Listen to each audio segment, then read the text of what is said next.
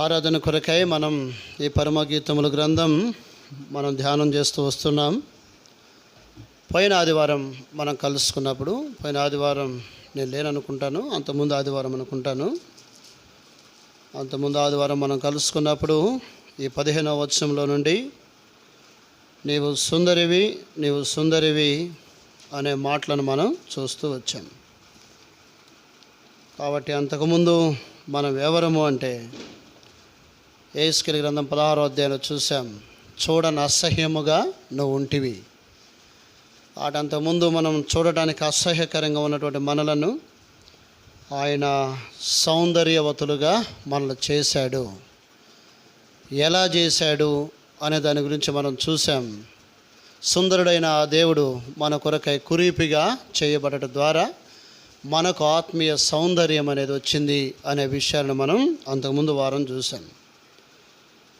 ఇప్పుడు ఈ వచనాన్ని మనం 3 విధాలుగా మనం చూస్తూ వచ్చాం. మొదటిగా నా ప్రియురాల అనే దాని గురించి చూసాం. ప్రియురాల ఒక ముందు మనం కేవలం శత్రువులమని అంతకుముందు ఆదివారం మనం చూస్తూ వచ్చాం ఈ 15వ వచనంలోనే.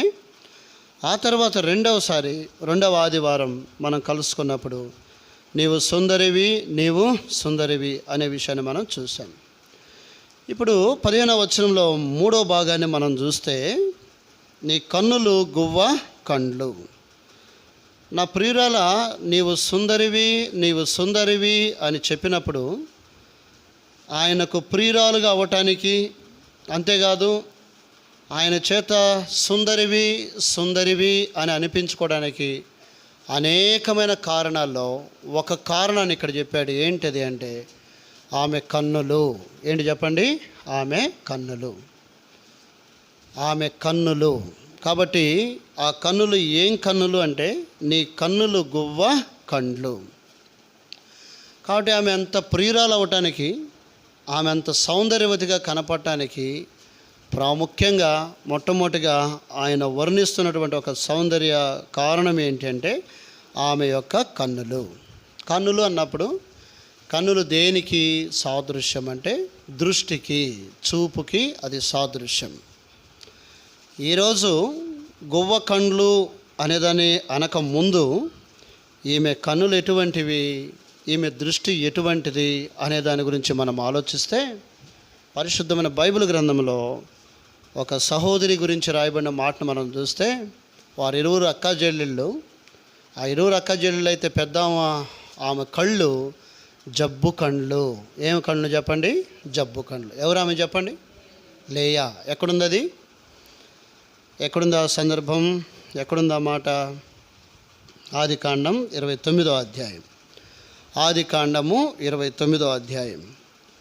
ఆదికాండం 29వ అధ్యాయం 17వ వచనం. ఆదికాండం 29వ అధ్యాయం 17వ వచనం.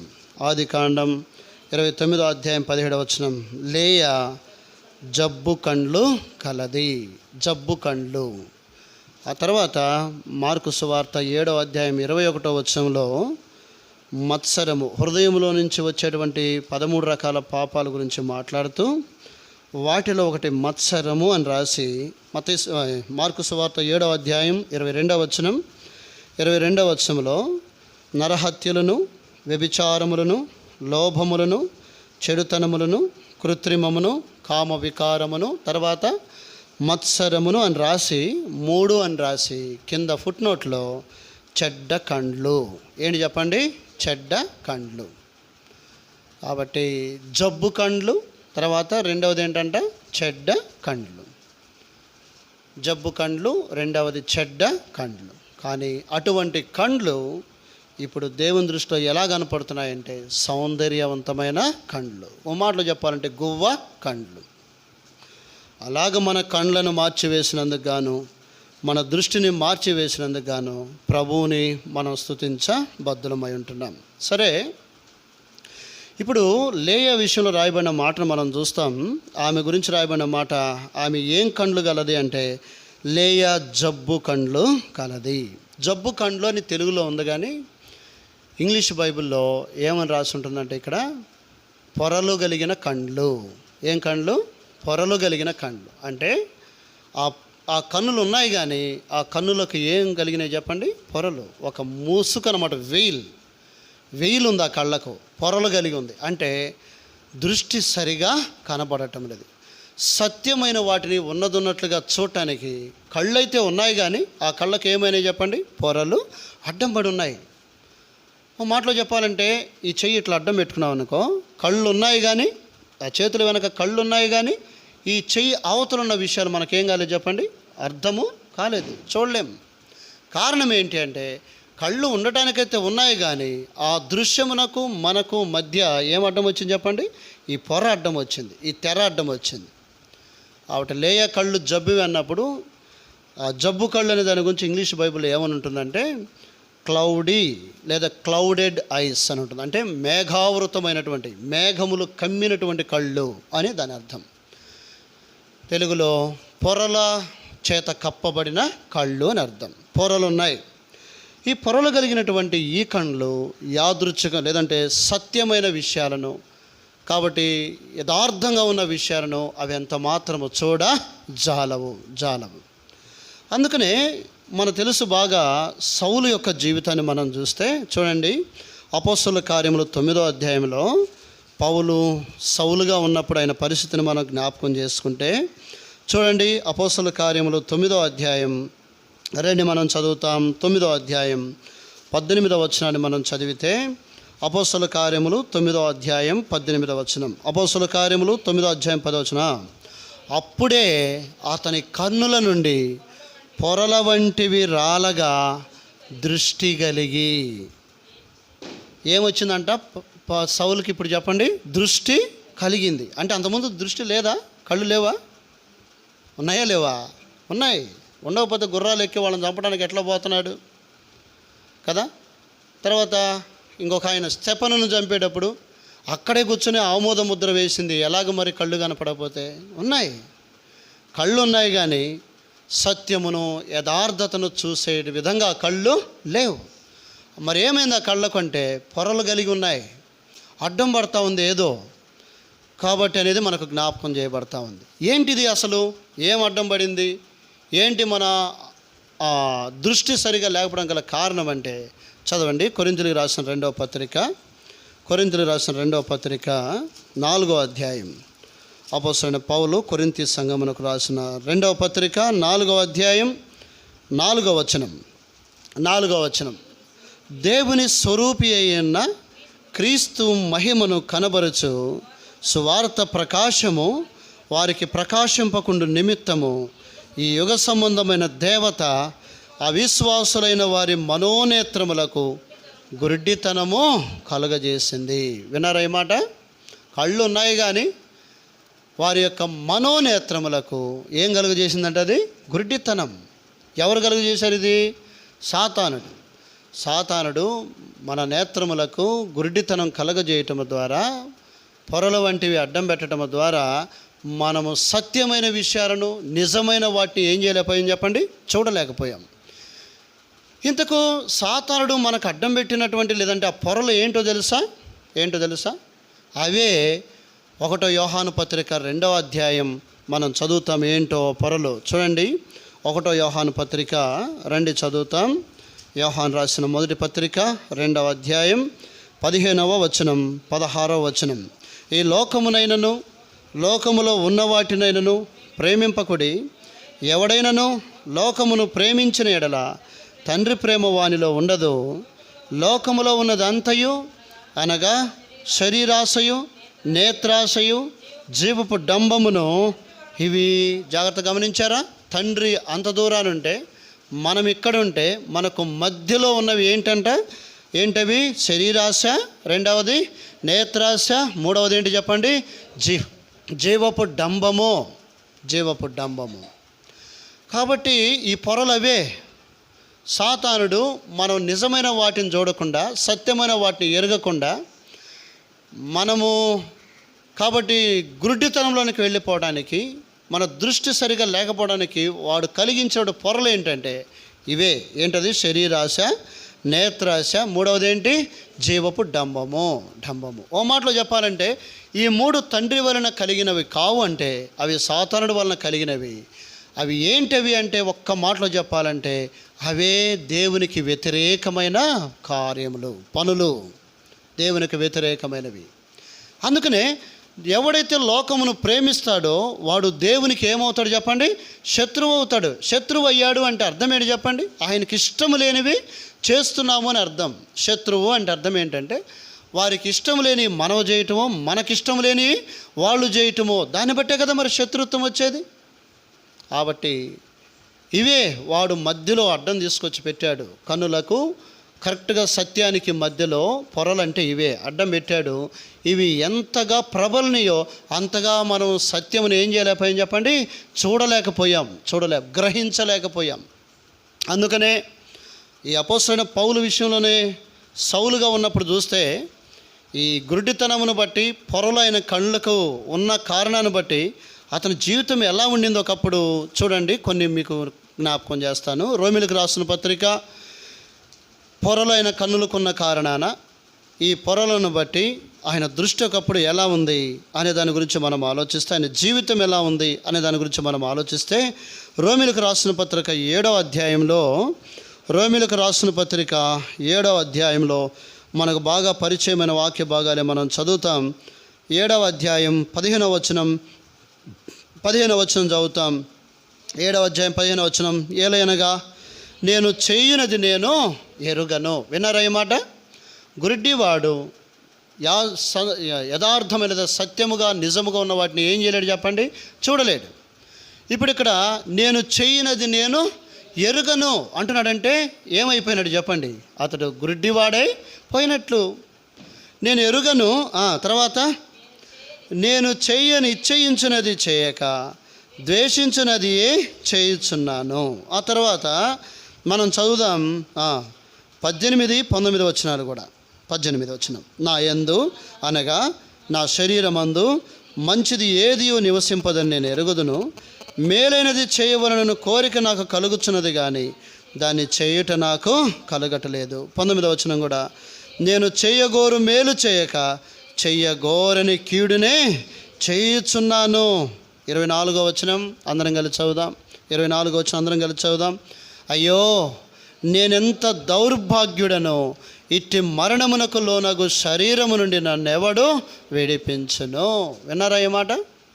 పొరలు, అతని కళ్ళకు కలిగిన పొరలను బట్టి సరిగ్గా దృష్టి లేదు గనక అతడు చేసేదేదో తనకు తెలియట్లేదు. ఒకవేళ అది చెడ్డదని తెలిసినప్పటికీ ఏది మంచిదో ఏది చెడ్డదో తన కన్నులకు కనబడట్లేదు గనక పోయి దేనే చేస్తున్నాడు? చెయ్యగొరని చెడునే చేస్తున్నాడు.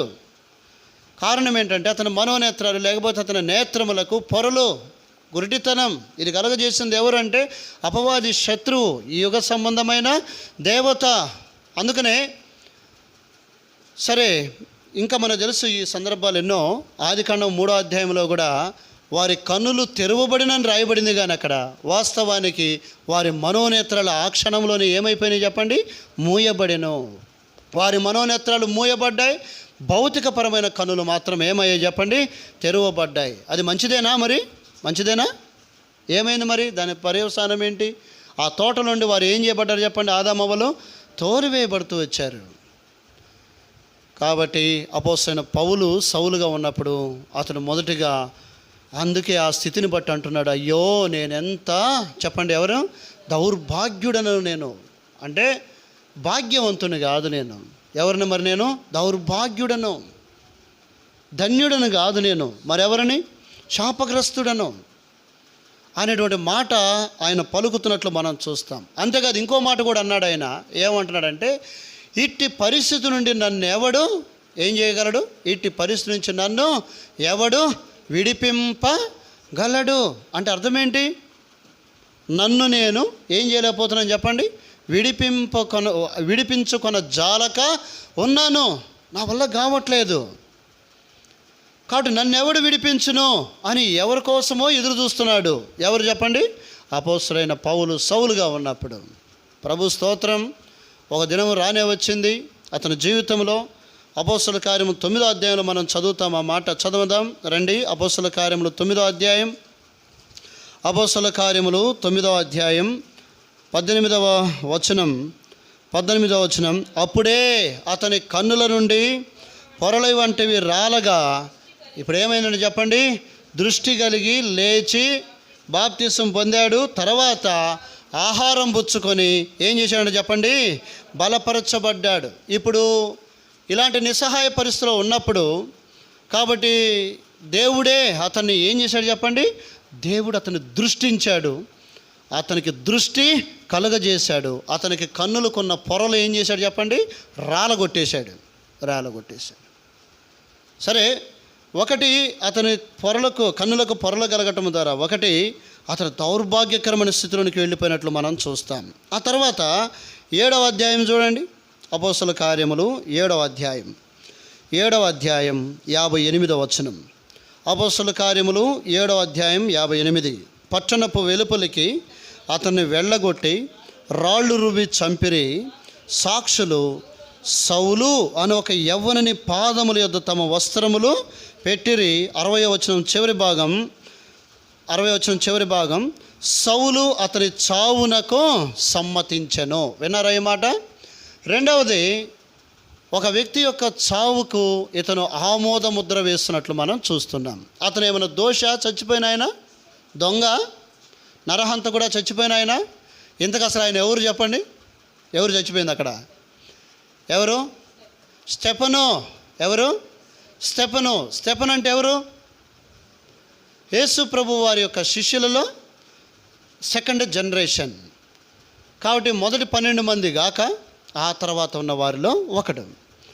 మంచి సాక్ష్యం కలిగిన వాడు. స్టెఫను కృపతోనూ బలముతోనూ నిండుకున్నవాడని రాయబడింది. కాబట్టి ఇటువంటి వ్యక్తి, దేవుని సేవకుడు, దేవుని సేవ చేస్తున్న ఈ వ్యక్తిని వాళ్ళు ఏం చేశారు, కొంతమంది రోమా సైన్యం వాళ్ళంటే ఆయన్ని రాళ్ళు పట్టుకొని రువ్వి అతను ఏం చేశారు చెప్పండి, చంపివేశారు. ఆ చంపివేసేటప్పుడు అక్కడ ఎవరున్నారంటే చెప్పండి, ఎవరున్నారు? సౌలు ఉన్నాడు. ఇప్పుడు ఈ మాట చెప్తున్నప్పుడు ఇంకో విషయం మీకు గుర్తు చేయాలి. నువ్వు ఊగి వెనక గుద్దుకుంటావు తలకి, జాగ్రత్త కూర్చో. ఉన్నాయి కాక ఇంక 2 తెచ్చుకున్నట్టు అయింది. సరిగ్గా కూర్చో, లేకపోతే ఆనుకో, వెనక్కి ఆనుకో. ఈ స్టెఫను అనే విషయంలో, సరే, స్టెఫను అనేటువంటి ఈ దైవ సేవకుని విషయంలో, దేవుని బిడ్డ విషయంలో, పరిచర్య చేస్తున్న ఈయన విషయంలో ఆయన చనిపోవడానికి ఎవరు సమ్మతించారంటే చెప్పండి? ఎవరు? సౌలు సమ్మతించాడు. సౌలు అన్నప్పుడు మరి ఈ సౌలు ఎవరు? రోమీయుడా? రోమీయుడు కాదా? సౌలు రోమీయుడా కాదా? చెప్పు బ్యూలా. రోమీయుడేనా? చెప్పండి, రోమీయుడా కాదా? సౌలు ఏ జాతీయుడు చెప్పండి? యోధా జాతీయుడా, రోమీయుడా? చెప్పండి. యోధా జాతీయుడు. ఆ తర్వాత రోమా పౌరసత్వాన్ని కూడా సంపాదించినవాడు. రోమా పౌరత్వాన్ని కూడా ఏం చేశాడు? సంపాదించాడు. ఆయన 2 రకాల పౌరత్వాలు సంపాదించుకున్నాడు. పుట్టుకతోనేమో సౌలు ఎవరు చెప్పండి? బెన్యామీను గోత్రికుడు, యోధా ప్రవిష్టుడు, మత ప్రవిష్టుడు, పరిసయ్యుడు. తర్వాత గమలీయేలు పాదముల యొద్ద పెరిగినవాడు, అన్ని శాస్త్రాలు తెలిసినోడు, యెహోవా దేవుని గురించి బాగా ఎరిగినోడే. ఇన్ని ఉన్నాయి. ఆ తర్వాత తనకు యుక్త వయసు వచ్చిన తర్వాత రోమా సైన్యంలో సైన్యాధికారిగా చేరి దానిలో ఉన్న ఆయన చూపించిన పోరాట పటిమ, నమ్మకత్వము, తన చక్రవర్తి విషయంలో ఆయన చూపించిన విశ్వాసతను బట్టి ఆయనకు రోమా పౌరత్వం కూడా ఇవ్వబడుతూ వచ్చింది. ఆయనకు సౌలు సామాన్యుడేం కాదు. ఇన్ని లక్షణాలు ఉన్నాయి కానీ అతడు ఆత్మీయంగా ఎవరు చెప్పండి? గుడ్డివాడు. అతని పొరలకు ఏమున్నాయి చెప్పండి? కళ్ళకి పొరలు గట్టి ఉన్నాయి, కనపడట్లేదు. సరే, నేను ఇక్కడ చెప్పదలుచుకున్న రెండో విషయం ఏంటంటే, దేవుని బిడ్డలను పరోక్షంగా చెప్పాలంటే దేవునినే హింసించే స్థితి కలిగిన వాడు ఎవరు చెప్పండి? సౌలు. అతని ఆత్మీయ గుడ్డితనం అతన్ని ఎలాగ మార్చివేసింది అంటే, దేవుని బిడ్డలను హింసిస్తున్నాడు. ఆ తర్వాత దేవుని బిడ్డలను హింసించడం ద్వారా పరోక్షంగా ఎవరికి హింస కలిగిస్తున్నాడు చెప్పండి? దేవునికి కూడా హింస కలిగిస్తున్నాడు, బాధ కలిగిస్తున్నాడు. అందుకనే ఆయన దమస్క మార్గానికి వెళుతూ ఉండగానే అకస్మాత్తుగా ఒక వెలుగు వచ్చి ఆయన కొట్టగానే కింద పడిన తర్వాత ప్రభువా నువ్వు ఎవడవి అనగానే ప్రభు ఇచ్చిన సమాధానం ఏంటి? ఏమన్నాడు? సౌలా సౌలా అనగానే ప్రభువా ఎవరు నువ్వు అంటే, నేను నువ్వు హింసించుచున్న యేసుని అన్నాడు. అంటే ఎవరిని హింసిస్తున్నాడు అంటే దేవుని బిడ్డలను ఏం చేస్తున్నాడు చెప్పండి? హింసిస్తున్నాడు. పరోక్షంగా ఎవరిని హింసిస్తున్నట్టు? దేవుని హింసిస్తున్నట్టు. ఈ మాట చెప్తున్నప్పుడు సాతాను కలిగించే ఆత్మీయ గురుడితనంలో ఉన్న ఒక వ్యక్తి తాను సత్యమైన వాటిని నిజమైన వాటిని చూడకపోగా దానిని బట్టి దౌర్భాగ్యురాలని పిలవటం మాత్రమే గాక, రెండవదిగా మనం చూస్తే ఒకటి తన ఆత్మీయ గురుడితనాన్ని బట్టి దేవునికి కూడా ఎంతో బాధను కలిగించే పరిస్థితి. ఆత్మీయ గురుడితనం అన్నప్పుడు ఇందాక నేను ఒక మాట చెప్పాను, దానికి కారణం ఏంటంటే శరీరాశ, రెండవది ఏంటి? నేత్రాశ, మూడవది ఏంటి? జీవపు డంబం. ఈ మూడు దేవునికి ఇష్టమైనవి కావు. దేవునికి ఇష్టం లేనివి చేయటమే పాపము. ఏంటి చెప్పండి? పాపము. దేవుడు ఏదైతే చేయొద్దని చెప్పాడో అది చేసేది అంతా కూడా ఏంటి చెప్పండి? అది పాపమే. అది చిన్నది కానివ్వండి, పెద్దది కానివ్వండి, ఏదేమైనా.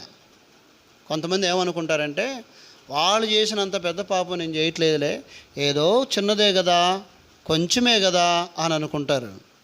పాపము ఎంతైనా ఏం చెప్పండి? పాపం పాపమే. పాపము పరిమాణాన్ని గురించి ఆలోచించొద్దు. అది పాపమా కాదని ఆలోచించాలి. అది పెద్దదైనా చిన్నదైనా ఏదైనా పాపము పాపమే. అందుకనే కొంచెం పులిసిన పిండి ఏం చేస్తుందంటే చెప్పండి? పులిసిన పిండి ఎంత అవసరం? ఇంత అవసరమా? ఇంత అవసరమా? ముద్ద ఎంత ఉందనుకోండి, అదంత ఇంత ముద్ద అయితే ఇంత పులిసిన పిండి తీసుకుపోయి పెడదామా? మరి ఎంత చాలు? కొంచెం చాలు, లేశము చాలు. ఒక 1/2 గ్రాము కూడా సరిపోతుంది. 1/2 గ్రాము తీసుకుపోయి అంత పెద్ద పిండిలో పెడితే కొంచెం టైం పట్టొచ్చేమో, కానీ మొత్తానికైతే చివరికి అంతా ఏమవుతుంది చెప్పండి? ముద్దంతా. కాబట్టి పాపం అనేది కొంచెమైనా కానీ అది పాపమే. ఈ కొంచెము పాపమైనా పెద్ద పాపమైనా పాపం అనేది ఏదైనా కానీ దేవునికి బాధ కలిగించేదే, సంతోషాన్ని మాత్రం కలిగించదు. ఇప్పుడు దేవుని బిడ్డలను బాధ పెడుతున్నాడు అంటే వ్యతిరేకంగా దేవుడికే వ్యతిరేకుడు అయిపోయాడు.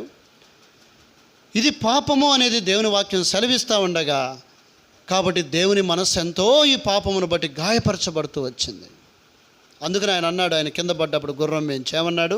నీవు హింసించుచున్న యేసుని అన్నాడు. మన గత జీవితాల్లో మనం చూస్తే, ఒకటి ఆత్మీయ గురుడితనాన్ని బట్టి సత్యమేదో మనకు తెలియదు, యేసు ప్రభు ఎవరో తెలియదు, పరలోక రాజ్యం అంటే ఏదో తెలియదు, ఏది మంచి మార్గమో తెలియదు, ఏది పాపమో ఏది పుణ్యమో తెలియదు. కొన్నిసార్లు పాప పుణ్యాలు తెలిసినా మనల్ని ప్రేరేపిస్తూ ఉన్న ఒకడు ఉన్నాడు కాబట్టి వాడిని వెంటబెట్టుకొని వాడి వెనక నడుచుకుంటూ మనం పాప మార్గాల్లోనే నడుచుకున్నాం. రోమపత్రిక 3వ అధ్యాయంలో మనం చదవండి. ఆత్మీయ గురుడితనంలో ఉన్న వ్యక్తుల జీవితాలు.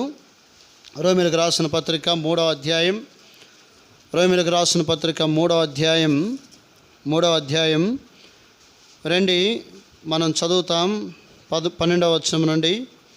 12వ వచనం, అందరూ త్రోవ తప్పి ఏకముగా పనికిమాలిన వారైరి, మేలు చేయువాడు లేడు, ఒక్కడైనను లేడు. వారి గొంతుక తెరిచిన సమాధి, తమ నాలుకతో మోసం చేయుదురు. వారి పెదవుల కింద సర్ప విషం ఉన్నది, వారి నోటి నిండా శపించుటయు పగయు ఉన్నవి. రక్తము చిందించుటకు వారి పాదములు పరిగెత్తుచున్నవి, నాశనమును కష్టమును వారి మార్గములో ఉన్నవి. 17వ వచనం, ఏంటిటన్నిటి కారణం? శాంతి మార్గము వారు ఎరగరు. 18వ వచనం, వారి కన్నుల ఎదుట దేవుని భయము లేదు. కానీ ఏముంది మరి ఆ కన్నుల ఎదుట? ఏముంది? ఇందాక నుంచి చెప్తున్నా, నేను ఘోషిస్తుంది అదే. ఏంటిదంటే పొరలు. దేవుడు అంటే భయము, ఇవన్నీ కనపడకుండా మధ్యలో ఏం అడ్డం వచ్చినాయి చెప్పండి? పొరలు. వారి కన్నుల ఎదుట ఏమి లేదంట? దేవుడు లేడు, దేవుని భయము లేదు. గనకనే దానికి కారణం ఏంటంటే వారి పొరలు గమ్ము ఉన్నాయి. ఆ పొరలు పాపపు పొరలు. ఈ పొరలను బట్టి దేవుడి భయము, దేవుడు అంటే ఏంటో తెలియలేదు. కాబట్టి వారి జీవితం అంతా కూడా ఎట్లుందో పై వచనాల్లో మనం చదివాం. వారి గొంతుకు సరైనది కాదు, వారి నోరు సరైనది కాదు, వారి ఆలోచనలు సరైనవి కావు, వారి మార్గాలు తెలియదు, వారికి శాంతి మార్గమే తెలియదు. అందుకని వారి మార్గాల్లో నాశనమును, తర్వాత ఏమున్నాయంటే చెప్పండి? కష్టమును ఉన్నాయి. చివరికి ఆ మార్గాలు ఎక్కడ తీసుకుని పోతున్నాయి అని అంటే నిత్య నాశనమునకు. కాబట్టి ఒకటి పొరలు అడ్డముగా ఉన్న కారణాన ఒకటి సత్యమైనదేదో నిజమైనదేదో తెలుసుకోలేని పరిస్థితి. రెండవది పొరలు అడ్డంగా ఉన్నాయి గనక కాబట్టి దేవుని భయం లేని కారణాన పాపమునే చేస్తూ దేవునికి ఎంతో బాధను కలిగించిన పరిస్థితి అనేది మనకు జ్ఞాపకము చేయబడతా ఉంది. అంతేకాదు ప్రియమేంటి వాళ్ళరా, మనం జ్ఞాపకం చేసుకుంటే చూడండి, ఇంకొక సందర్భాన్ని మీకు నేను జ్ఞాపకం చేస్తాను. మనకు తెలుసు, కొన్ని సందర్భాలు మీకు టూకీగా జ్ఞాపకం చేస్తాను. ఆది కాండములో మనం చదువుతాం ఆత్మీయ గురుడితనాలు. ఆది కాండము రండి, మనం చదువుతాం. ఆది కాండము 21వ అధ్యాయం. ఆది కాండం 21వ అధ్యాయం. ఆది కాండం 21వ అధ్యాయం 19వ వచనం. ఆది కాండం 21వ అధ్యాయం 19వ వచనం. మరియు దేవుడు ఆమె కన్నులు తెరిచినందున ఆమె నీళ్ల ఊట చూచి వెళ్ళి ఆ తిత్తిని నీళ్లతో నింపి చిన్నవానికి త్రాగను. దేవుడు ఆమె కన్నులు తెరిచాడంటే అంతకుముందు గుడ్డిదా? కన్నులు లేవు ఆమెకి. ఎవరీమె అసలు? ఎవరీమె? హాగరు. ఎవరు? హాగరు. హాగరుకు కళ్ళు లేవా పుట్టినప్పుడు? ఎవరు చూశారంటారా? ఆమెకు కళ్ళు లేకపోతే అరణ్యంలో పడి ఎట్టొచ్చింది కదా? ఆమె పుట్టుకతోనే గుడ్డిదని రాయలే ఎక్కడ కూడా. కానీ ఇక్కడ ఆశ్చర్యమైన మాట మనం చూస్తే దేవుడు ఆమె కన్నులను ఏం చేశాడంట? తెరిచినందున. అంతకుముందు ఆమె పరిస్థితి ఏంటంటే కన్నులు మూయబడిన పరిస్థితి. ఎందుకు ఈ మూయబడిన పరిస్థితి అనే దాని గురించి మనం ఆలోచిస్తే 16వ అధ్యాయం ఆది కాండం 16వ అధ్యాయంలో ఆమె కన్నులు ఎందుకు మూయబడినవో ఈ ప్రభు తెరిచిన తర్వాత ఆమె ఎట్లుందో మనం చూడొచ్చు. ఆది కాండం 16వ అధ్యాయంలో రండి, మనం చదువుతాం. 4వ వచనం చివరి భాగం. తాను గర్భవతిని అయితేనని తెలుసుకున్నప్పుడు దాని యజమానురాలు దాని దృష్టికి ఏమైందంటే చెప్పండి, నీచమైనదాయను. విన్నారా ఈ మాట? గర్వము. ఏంటి చెప్పండి? గర్వము, అతిశయము. ఓ మాట చెప్పాలంటే అహంకార మనస్సు. ఏంటి చెప్పండి? అహంకార మనస్సు. గర్వము, అతిశయము, అహంకార మనస్సు. ఈ మూడు ఈమెను గుడ్డితనము లేదా గుడ్డిదానిగా చేసి పెట్టినాయి. ఒకప్పుడు మన పరిస్థితి అదే. ఎందుకంటే మన తండ్రిగా పిలువబడిన సాతాను లక్షణాలు అవే కదా. సాతాను లక్షణాలు ఏంటి చెప్పండి? సాతానుడు గర్విష్టి, గర్వ హృదయం. వాడు అనుకున్నాడంటే ఒక రోజున దేవుని చూసి, మహోన్నతునితో నన్ను నేను సమానునిగా చేసుకొందును. కాబట్టి తాను ఉండవలసినటువంటి స్థానంలో తాను ఉండటానికి ఏమాత్రం ఇష్టపడలేక ఇంకేదో కావాలని కోరుకున్నాడు వాడు. దాన్ని దేంతో పోల్చాడు దేవుడు అంటే గర్వంతో పోల్చాడు, అహంకారమైన మనస్సు. కాబట్టి ఈ లోకంలో మనకున్న వాటిని బట్టి, మనకున్న అందచందాలను బట్టి, మనకున్నటువంటి ధనమును బట్టి మనం గర్వించిన వారమై వాటికి కారణమైన దేవుణ్ణి ఒకప్పుడు మనం ఏం చేశాం చెప్పండి? మరిచిపోయాం. ఏమయ్యాం చెప్పండి? ఒకప్పుడు దేవుణ్ణి ఏం చేశాం చెప్పండి? మరిచిపోయాం.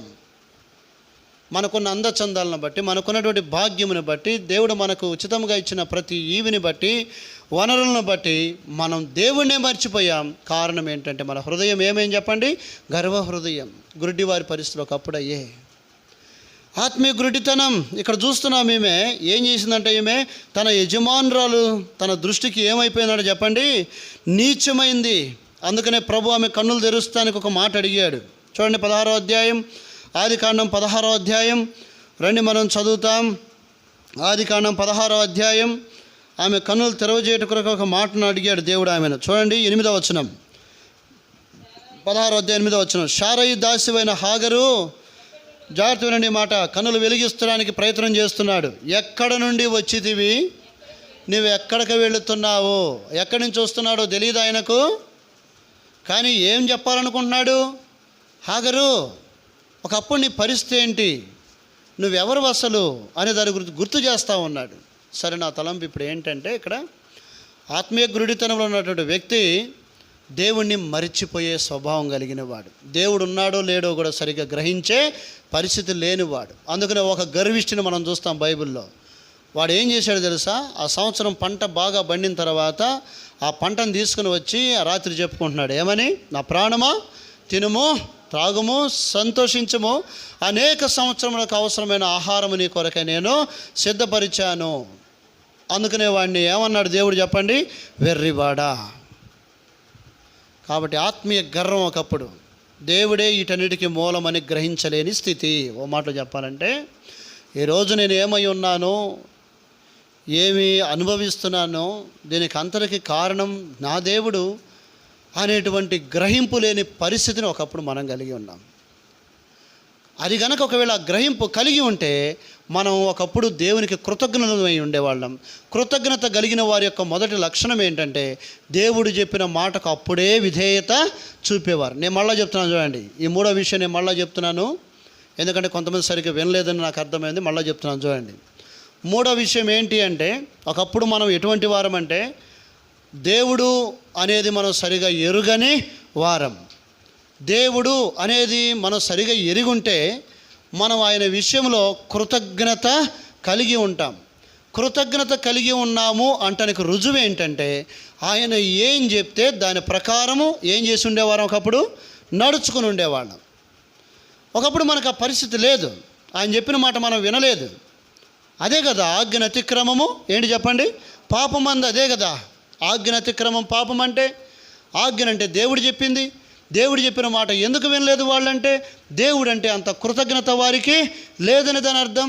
దేవుడు అంటే అంత కృతజ్ఞత ఎందుకు లేదు వారికంటే అసలు ఆయన ఎంత మంచి దేవుడు అనేది సరిగా వారు ఏం చేయలేకపోయారు చెప్పండి, అర్థం చేసుకోలేకపోయారు. ఇప్పుడు అర్థమైందా ఆ మాట అర్థమైందా? దీనికి కారణం ఏంటంటే వారి కనులు ఏం చేయబడ్డాయి చెప్పండి, మూయబడినాయి. కాబట్టి మూడు విషయాలు. ఒకటి, నిజమైనది ఏదో ఎరుగని పరిస్థితి. రెండవది, దేవుని బిడ్డలను లేదా సత్యమునకు విరోధముగా ఉన్న కారణాన.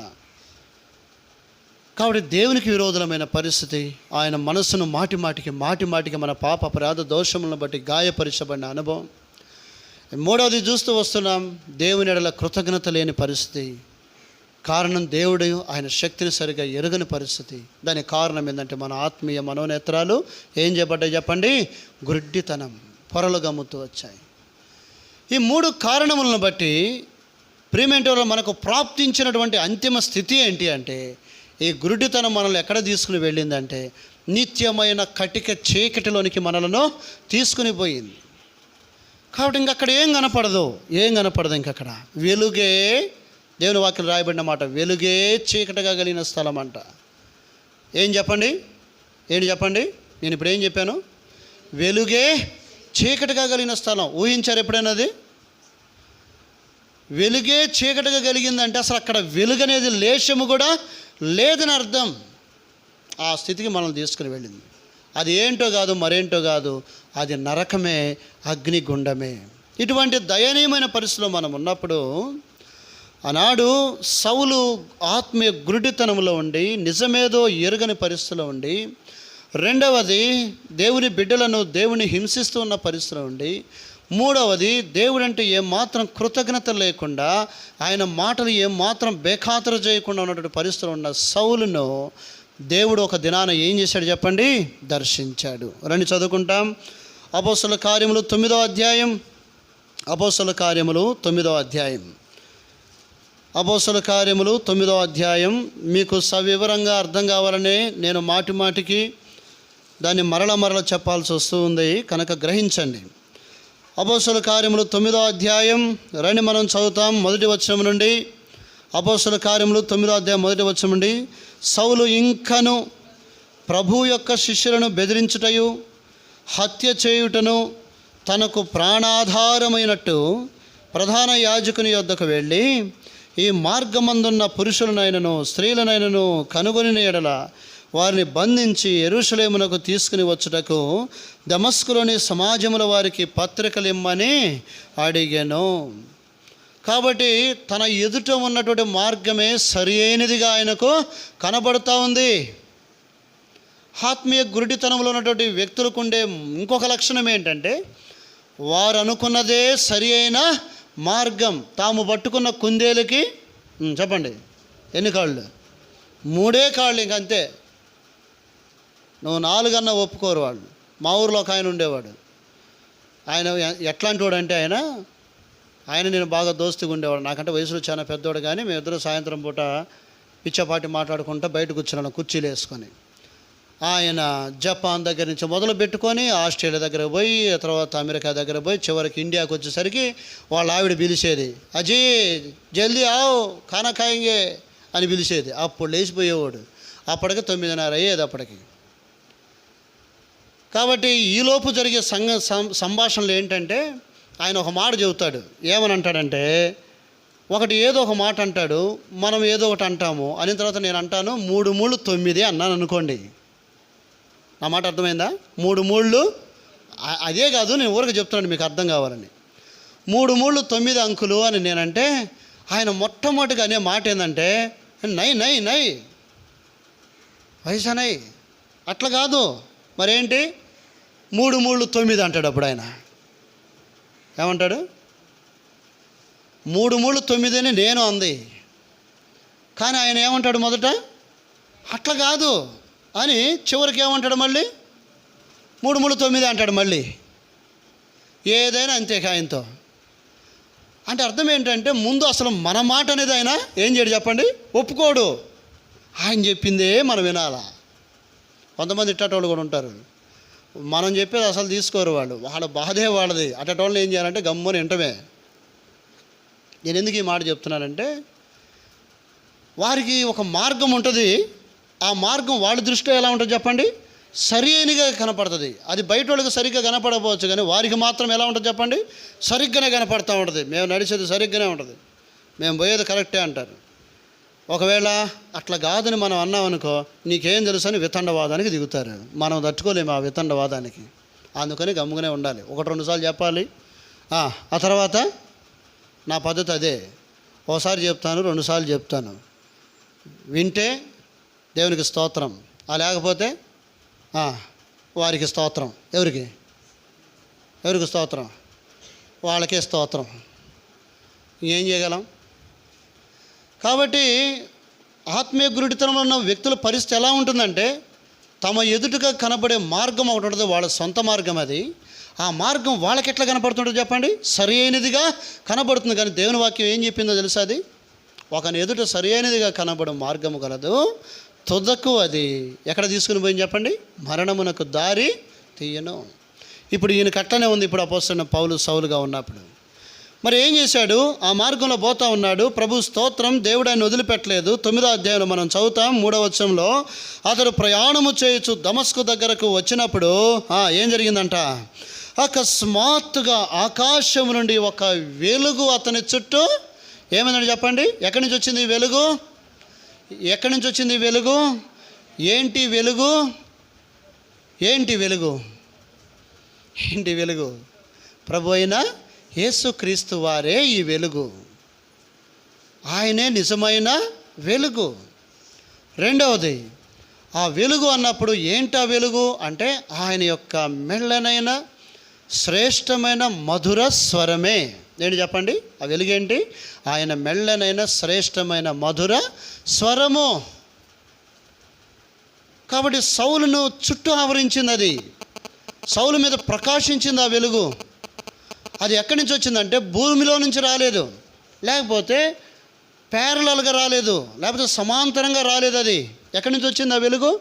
ఆకాశం నుండి వచ్చింది. ఆకాశం నుండి వచ్చిందంటే అది ఎవరికి సాదృశ్యం అంటే దేవునికే. పర సంబంధమైన వెలుగు. ఓ మాటలో చెప్పాలంటే ఆయనే ఆ వెలుగు. రెండవది, ఆయన వాక్య రూపముగా ఉన్న దేవుడే ఎవరు చెప్పండి? వెలుగు. ఆ వెలుగు అతన్ని ప్రసరించగానే, అతని మీద పడగానే, అతని నోట్లోంచి వచ్చిన మాట ఏంటో తెలుసా? 5వ వచనం చదువుతాం. 9వ అధ్యాయం 5వ వచనం. ప్రభువా. ఎవరు చెప్పండి? ఇప్పుడు ఏమంటున్నాడు చెప్పండి?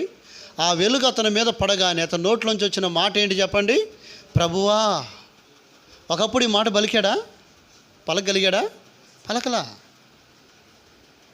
ఎందుకు పలికాడు అంటే, ఆ వెలుగు అతనిలోనికి వచ్చిన తర్వాత అతనికున్న ఆత్మీయ దృష్టి, అతని కళ్ళకున్న పొరలు ఏమవుతూ వచ్చినాయి చెప్పండి? క్రమక్రమంగా ఏమవుతూ వచ్చినాయి? రాలిపోతున్నాయి. ఆ మాటని కింద వచ్చిన చదువుతాం. 18వ వచనంలో, అప్పుడే అతని కన్నుల నుండి పొరల వంటివి రాలగా అతనికి ఏం కలిగిందంట? దృష్టి. ఒకప్పుడు శత్రువుగా కనపడ్డ యేసు ప్రభు ఇప్పుడు ఆయన దృష్టికి ఎలా కనపడుతున్నాడు చెప్పండి? ప్రభువా, ప్రభువా. ఒకప్పుడు అసత్యమైనటువంటి ఆయన ఇప్పుడు సత్యముగా కనబడుతున్నాడు, నిజంగా కనపడుతున్నాడు. ఆ తర్వాత అతని యొక్క జీవితాన్ని మనం చూస్తే ఎవరినైతే హింసించాడో, ఎవరి మధ్య అయితే ఒక నరహంతకుడుగా ఉన్నాడో, పూర్వము దూషకుడు, హానికరుడు, హింసకుడైనటువంటి ఆ వ్యక్తి అనేకులు ఆత్మీయ క్షేమాభివృద్ధి నిమిత్తమై సంఘములలో దేవుని పరిచర్య చేస్తూ వచ్చాడు. అనేకులకు ప్రయోజనకారకుడుగా అనేకులను ప్రభువు కొరకు ఏం చేశాడు చెప్పండి? సంపాదిస్తూ వచ్చాడు. హింసించిన వాడు ఆ తర్వాత మేలు చేయువాడయ్యాడు. మూడవదిగా మనం ఇందాక చూసాం కదా, దేవుడంటే ఎరుగినటువంటి ఆయన దేవుని కొరకు ఎన్నో హింసలు పొందుతూ వచ్చాడు కృతజ్ఞత కలిగి. ఏనాడు కూడా ఆయన మాటకు జవదాటిన వాడు కాదు. ఒకానొక సందర్భంలో ఎక్కడో సువార్త చేయడానికి ఆయన బయలుదేరతాడు. మాసిదోని అనుకుంటా పోతామంటే దేవుని ఆత్మ వారిని ఏం చేసిందంటే చెప్పండి? ఆపేసినప్పుడు ఏం చేశాడు తెలుసా? దేవుని మాటకు విధేయుడై ఆయన తాను తగ్గించుకున్నాడు. తన సొంత ప్రయత్నంగా సువార్తకు ఆయన వెళ్ళలేదు. ఈ మాట నేను ఎందుకు చెప్తున్నానంటే, మూడవదిగా దేవుడంటే ఎంతో కృతజ్ఞత కలిగాడు. దాని యొక్క లక్షణం ఏంటంటే, ఆయన ఉండమంటే ఉన్నాడు, పొమ్మంటే పోయాడు, కూర్చోమంటే కూర్చున్నాడు, నిలబడమంటే నిలబడ్డాడు, అంతే. ఈ స్థితిలోనికి సౌలు మార్చబడ్డాడు. దీనికి అంతటికి కారణం ఏంటంటే ప్రకాశము. ఏంటి చెప్పండి? ప్రకాశము, వెలుగు. ఆ వెలుగే ప్రభు అయిన యేసుక్రీస్తు వారు. అందుకని ఒక మాట చదువుతారా? 106వ కీర్తన రండి. 107వ కీర్తన 20వ వచనం. 107వ కీర్తన 20వ వచనం. 107వ కీర్తన 20వ వచనం. ఆయన తన వాక్కును పంపి వారిని ఏం చేశాడంటే చెప్పండి? బాగు చేసెను. ఆయన వారు పడిన గుంటల నుండి వారిని విడిపించెను. యోహాను సువార్త 1వ అధ్యాయంలో మనం చదువుతాం, నిజమైన వెలుగు ఉండెను, ఆ వెలుగు లోకంలోనికి వచ్చుచు ప్రతి మనుష్యుని ఏం చేస్తూ ఉన్నాడు చెప్పండి? వెలిగించుచుండెను. కన్నులకు దృష్టి. ఇప్పుడు ఎఫెసీయులకు రాసిన పత్రిక 1వ అధ్యాయం చదువుదాం. ఎఫెసీయులకు రాసిన పత్రిక 1వ అధ్యాయం రండి.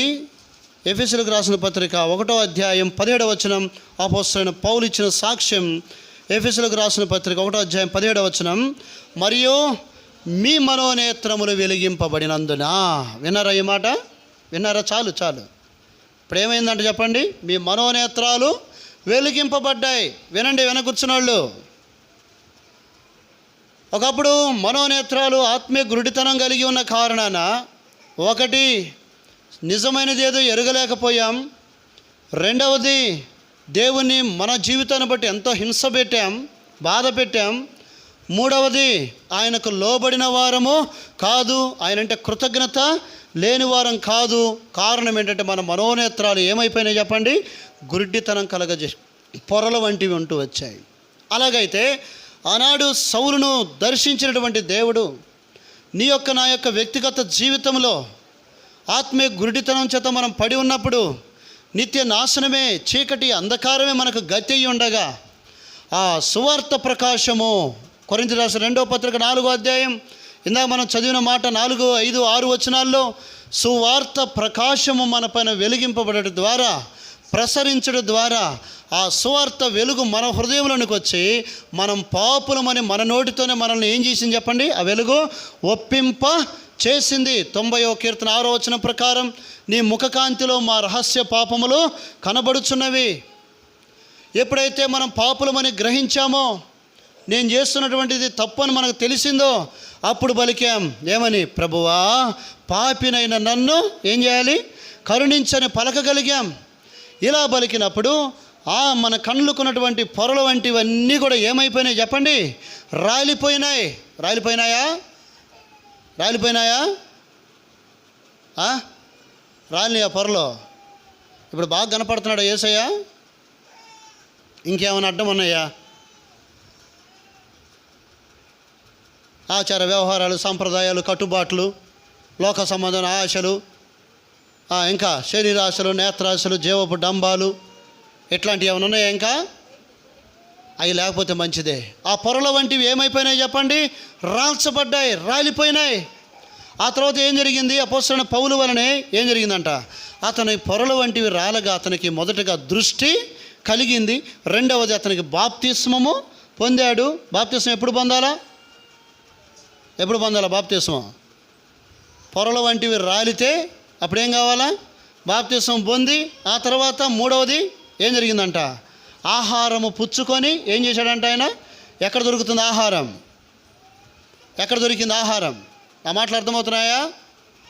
ఒకటి పొరల వంటివి రాలాలా, ఆ తర్వాత దృష్టి పొందాలా, ఆ తర్వాత మూడవది బాప్తిస్మము పొందాలా, ఆ తర్వాత ఆహారము పుచ్చుకోవాలా. దానిని బట్టి ఏం పొందాలి చెప్పండి? బలం పొందాలా. ఆ బలం దేనికి? ఆ బలం? చూడనా అంత బలవంతుడు లేడు కాసుకో అంటానికా? మరి దేనికి? ఆ బలముతో ప్రభు పనులు చేయటానికి. ఈ ఆహారం ఎక్కడ దొరుకుతుంది? ఎక్కడుంది ఈ ఆహారం? ఒకడు మార్గ మధ్యలో పడిపోయినాడు త్రోవ పక్కన. ఒక సమరయుడు వచ్చాడు, వెళ్ళిపోయాడు. ఒక లేవీడు వచ్చాడు, వెళ్ళిపోయాడు. ఒక యాజకుడు వచ్చాడు, వెళ్ళిపోయాడు. ఆ తర్వాత సమరయుడు వచ్చాడు. ఏం చేశాడు చెప్పండి? అతన్ని పట్టుకున్నాడు. తర్వాత తన వాహనం మీద ఎక్కించుకున్నాడు. ఎక్కడ తీసుకుని పోయాడు?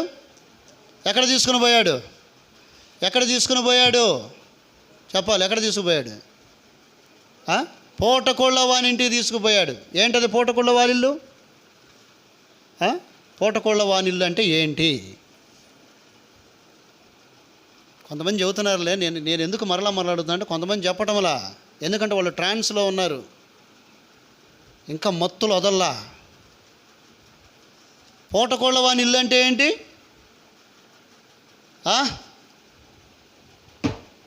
పూటకోళ్ళ వాని ఇల్లు అంటే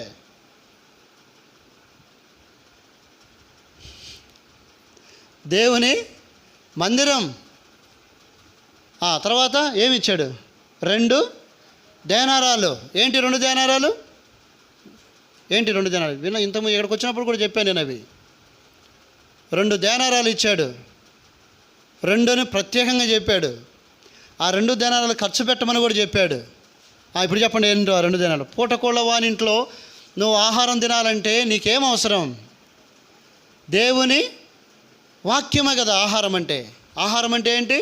దేవుని యొక్క వాక్యమే కదా. అది ఎక్కడుంది? పరిశుద్ధ గ్రంథం. 2 దేనారాలు అంటే ఇదే. పాత నిబంధన గ్రంథం, రెండవది ఏంటి? క్రొత్త నిబంధన గ్రంథం. 2. కాబట్టి ఎన్ని ఫెసిలిటీస్, లేకపోతే ఎన్ని వసతులు మనకు దేవుడు కలిగించాడో చూడండి. గురిటివారమైన మనలను ఆయన స్వార్థ ప్రకాశము మన పైన ప్రకాశింపజేయటం ద్వారా ఆ వెలుగులో మనం పాపులమని గ్రహించి మన పాపాలు ఆయన దగ్గర ఒప్పుకున్నప్పుడు ఆయన ఏం చేశాడు చెప్పండి? మనలను, మన పాపములన్నిటిని ఏం చేశాడు? ఆయన కడిగి వేసి మన నేత్రాలు తెరవజేసి మన కన్నులకున్న పొరలన్నీ రాలగొట్టి ఇప్పుడు చక్కగా చూసే భాగ్యం ఇయటం మాత్రమే గాక, రెండవది ఏంటి చెప్పండి? బాప్తిస్మము. ఆ తర్వాత దేవుని మందిరంలోనికి ప్రవేశము. ఆ మందిరంలో మనకు ఆత్మీయ పోషణ. కాబట్టి ఇప్పుడు ఆరాధన చేయాలి మనం. ఏమని? అయ్యా గురిడ్డివాడిని ఆయన ఆత్మీయంగా. కాబట్టి కళ్ళకు పొరలు కలిగి ఉన్నాను. శరీరాశలు, నేత్రాశలు, జీవపు డంబలు అనే పొరలను ఆయన, వాటిని బట్టి నేను నిత్య నరకానికి, కటిక చీకటికి పాత్రుడనయ్యా. ప్రభా, నీ సువార్త నా మీద ప్రకాశింపజేశావు. ఆ వాక్యము నాలోనికి వచ్చే కార్యకారి అయింది. నేను పాపినని ఒప్పుకున్నప్పుడు నన్ను త్రోసివేయక నన్ను పాపము నుంచి ఏం చేశావు? కడిగి పవిత్రునిగా చేశావు. నా మనోనేత్రాలు తెరవజేశావు. పొరల వంటివి రాలగొట్టావు. ఇప్పుడు నిన్ను తేరి చూచే భాగ్యం నాకు ఇచ్చావు. అంతేకాదు నీ సన్నిధిలో నన్ను పోషిస్తున్నావు, నన్ను బలపరుస్తున్నావు. చివరికి నిశ్చలమైన ప్రకాశమానమైన రాజ్యమునికి నన్ను వారసునిగా చేసావయ్యా. అక్కడికి చీకటి ఎంత మాత్రము కూడా లేదు నాయన. అందును బట్టి నేను నిన్ను స్తుతించి ఘనపరుస్తున్నాను. ఇప్పుడు ఈ కన్నులు ఇందాక ప్రియురాల గురించి అంటున్నాడు, నా ప్రియురాల నీవు సుందరివి, నీవు సుందరివి. ఇప్పుడు ఈ కళ్ళు జబ్బు కళ్ళు కావు, ఇప్పుడు ఇవి చెడ్డ కళ్ళు కావు. మరేం కళ్ళు ఇప్పుడు ఇవి? మంచి కళ్ళు. రెండవది గువ్వ కండ్లు. గువ్వ కండ్లు అనటం వల్ల ఇంకొక ఉద్దేశం ఏంటంటే, గువ్వ అని తెలుగులో అన్నాడు కానీ దీనికి ఇంగ్లీష్ బైబిల్లో ఏమని ఉంటుందంటే డవ్ అని ఉంటుంది. డవ్ అంటే ఏంటది? పావురం. పావురం దేని గుర్తు? పరిశుద్ధతకు, శాంతికి గుర్తు.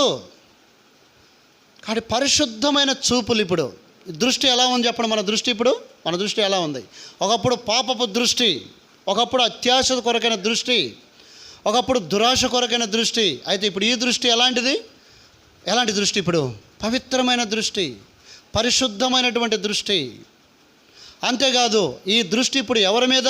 123వ కీర్తనలో, ఆకాశమందు ఆసీనుడైన వాడా నీ మీద నా దృష్టి నిలుపుచున్నాను, లేదా కన్నులెత్తి నిన్ను నేను చూస్తున్నాను. కొలస్సీ 3:1 ప్రకారం పైనున్న వాటి మీదనే కానీ క్రిందున్న వాటి మీద మన దృష్టి ఇక లేదు. అంతేకాదు మన కన్నులతో మనం నిబంధన చేసుకున్న, యోబు చేసుకున్నట్లు, నేను కన్యకను ఎలాగో నా కన్నులతో చూడగలను.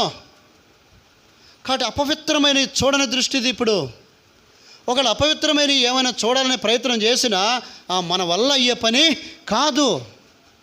కారణం ఏంటంటే ఇప్పుడు ఈ కన్నులలో నివసిస్తుంది ఆయన. ఈ కన్నులు ఎవరికి చెప్పండి? ఆయనవి. ఈ దృష్టి ఎవరిది చెప్పండి? ఆయన సంబంధమైనది. కాబట్టి ఇలాగ మన దృష్టిని మార్చివేశాడు దేవుడు. ఒకప్పుడు లోకాన్ని చూస్తున్న దృష్టి ఇప్పుడు పరలోకాన్ని చూట్టు కొరకే ఏర్పడిన దృష్టి. ఒకప్పుడు అపవిత్రమైన వాటిని చుట్టు కొరకాయి, ఇప్పుడు పవిత్రమైన వాటిని ఆశించుట కొరకాయి. కాబట్టి ఒకప్పుడు అక్కడ ఇక్కడ సహాయం కొరకు ఎదురు చూసిన దృష్టి ఇప్పుడు మనందరికీ సహాయకుడైన యేసుప్రభుని చూసే దృష్టి. ఇప్పుడు ఎన్ని లక్షణాలు కలిగి ఉన్నాయి కనుకనే ఇప్పుడు అటువంటి దృష్టి కలిగిన కన్నులను బట్టి ఆమెను ఏమంటున్నాడు చెప్పండి? ఇప్పుడు నా ప్రియురాల నీవు సుందరివి, నీవు సుందరివి. కారణం ఏంటి? నీ కన్నులు ఏం కన్నులు? గువ్వ కండ్లు. లేచిలో పడదాం.